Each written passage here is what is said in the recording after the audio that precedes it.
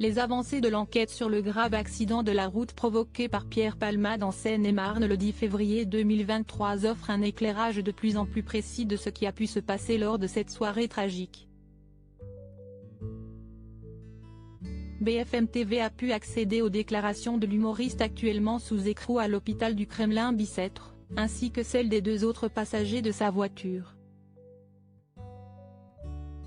Le comédien de 54 ans a reconnu une consommation très élevée de drogue tandis que les individus, Sam bougeait à l'avant à côté de Pierre Palmade et Mosineux, à l'arrière, ont mis en lumière le fait qu'il aurait utilisé ou pris connaissance de messages sur un portable en conduisant, ce qui aurait pu l'entraîner à dévier de sa trajectoire et se retrouver sur l'autre fil. Par ailleurs, les résultats des premiers examens réalisés sur le fœtus de la passagère du véhicule entré en collision ont été également dévoilés. La viabilité du bébé, point central de l'enquête. Le doute était très faible. Il est confirmé que, selon les premières analyses, c'est bien l'accident qui a provoqué la mort du bébé que portait la femme dans la voiture, Mira, 27 ans.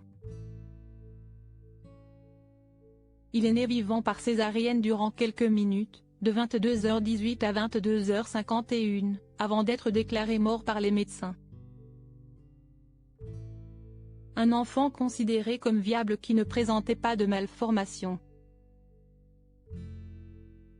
Sa mort est donc intervenue dans un contexte d'accident de la voie publique. Le procureur de Melun a ordonné de nouvelles analyses complémentaires dont un examen anatomopathologique et une expertise de synthèse. La viabilité du bébé est une notion capitale car elle justifie la mise en examen pour homicide involontaire, et pas uniquement blessure involontaire. Avec cet élément, ainsi que les deux circonstances aggravantes retenues par la justice, la prise de stupéfiants, 30 minutes avant de prendre le volant et le manquement à une obligation de sécurité et de prudence puisqu'il aurait utilisé ou consulté un portable, le comédien pourrait être condamné jusqu'à 20 ans de prison. Devrin a quitté l'hôpital pour enfants dans la voiture où était la femme enceinte, se trouvait également un garçon de 6 ans et son père. Devrin, grièvement blessé et défiguré, a quitté l'hôpital Necker ce lundi 27 février.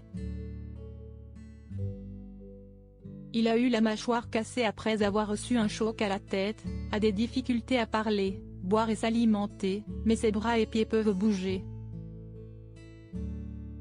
Comme nous l'avions alors appris, le jeune enfant pouvait seulement dire des phrases très courtes, indique BFM TV.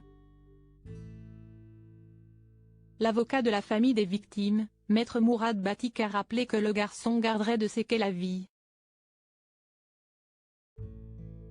Il va y avoir très long processus de reconstruction d'un point de vue physique d'abord puis psychologique pour un enfant déscolarisé qui était au CP et qui avait une vie tout à fait normale, a indiqué l'avocat qui a assuré que l'enfant portait bien sa ceinture dans la voiture. Son papa, Yüksel, âgé de 38 ans, est sorti du coma artificiel. Une nouvelle positive qui ne doit pas cacher le fait qu'il ne peut pas bouger, il ne peut pas parler, il ne peut pas communiquer. Il est dans un piteux état de santé selon Maître Batik.